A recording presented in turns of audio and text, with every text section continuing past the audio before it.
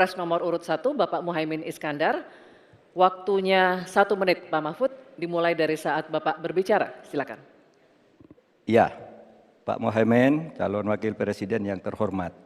Pada tahun 2014 kita berada di posisi yang berbeda. Saya menjadi ketua timnya Pak Prabowo, Pak Muhaimin di timnya Pak Jokowi waktu itu. Ada pertanyaan dari Pak Jokowi pada tanggal 5 Juli 2014 kepada Pak Prabowo. Pertanyaannya begini, Pak Prabowo, saat ini kita dihadapkan dengan bencana ekologis yang salah satunya disebabkan oleh kerusakan hutan. Laju penggundulan hutan di negara kita tertinggi di dunia. Nah, saat ini situasinya sama dengan tahun 2014, seperti yang kita diskusikan sejak tadi. Apakah Pak Muhaimin setuju bahwa kita telah gagal menghentikan kerusakan hutan dan juga food estate sesuai dengan penilaian Walhi dan Greenpeace? Waktunya habis. Selesai. Terima kasih.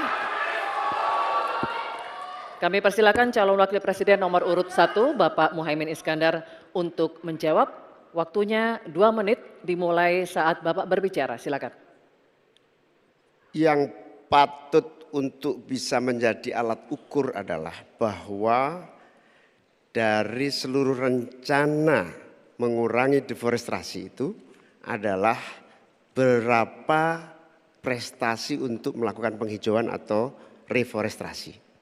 Sampai hari ini saya setuju dengan Pak Mahfud, tidak ada keseriusan dan kesungguhan untuk itu.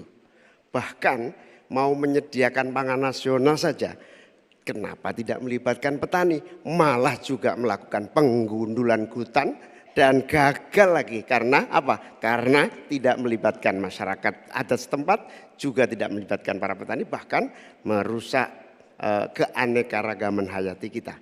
Sehingga menurut saya ini soal keberpihakan Pak Mahfud. Keberpihakan kepada pembangunan yang berbasis keberlanjutan.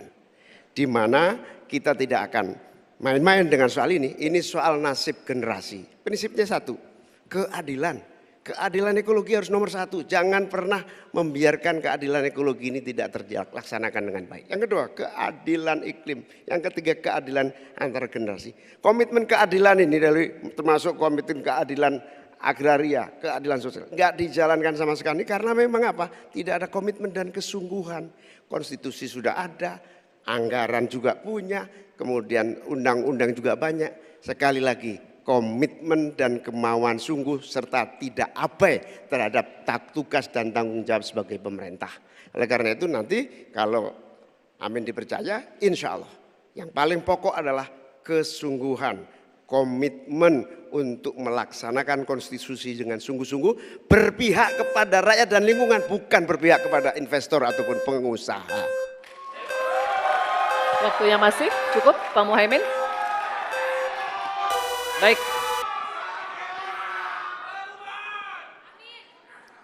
Kini kami persilakan Cawapres nomor urut 3 Bapak Mahfud MD untuk menanggapi. Waktunya 1 menit. Baik. Mulai dari saat berbicara, silakan. Pak Muhaimin, ke depan itu menurut saya pemerintah perlu melaksanakan 2 putusan Mahkamah Konstitusi yang dulu saya yang membaca vonis itu dan mengetokkan palunya. Pertama, mengakui aktivis lingkungan itu sebagai subjek hukum. Itu putusan MK. Sekarang ini kalau orang bicara lingkungan ditangkap. Nah, itu berbahaya bagi kelangsungan lingkungan hidup kita. Lalu yang kedua, saya juga udah pernah tuh membuat putusan Mahkamah Konstitusi dan saya sendiri yang ngetok palunya agar definisi hutan adat itu betul-betul dibedakan dari definisi hutan negara. Karena definisi hutan adat yang sering dipakai sekarang itu sering menyingkirkan masyarakat adat dari lingkungan hidupnya. Selesai. Waktunya habis. Kami persilakan kembali Cawapres nomor urut 1 Bapak Muhaimin Iskandar untuk merespon tanggapan dari Pak Mahfud MD tadi. Waktunya 1 menit dimulai dari saat Bapak berbicara. Silakan. Ya, setuju apa yang disampaikan Pak Mahfud. inti dari hasil kemerdekaan kita itu kan dua. Satu, bahwa pemerintah atau negara mengatur sistem dan tata kelola pemerintahan dan kenegaraan. Yang kedua, mengelola kekayaan dan aset negara kita. Nah ini yang tidak pernah dilakukan. Dibiarkan aset itu liar, bahkan ada orang yang menguasai 500.000, sementara petani gurem kita sudah hampir 16 rumah tangga petani gurem yang hanya punya tanah 0,5 hektar. Itu dari segi soal pertanahan. Nah apalagi jasa para pemangku adat, masyarakat adat yang memiliki banyak jasa sejak sebelum kemerdekaan hingga hari ini, menjaga hutan, menjaga lingkungan kita, tetapi tidak pernah diajak dialog. Ada pemaksaan melalui PSN, tidak diajak bicara. Rempang misalnya, itu tidak melibatkan dengan sungguh-sungguh masyarakat di sekitar itu. Terima kasih. Masih ada waktu Bapak? Cukup? Cukup. Baik, oke. Kalau begitu sesi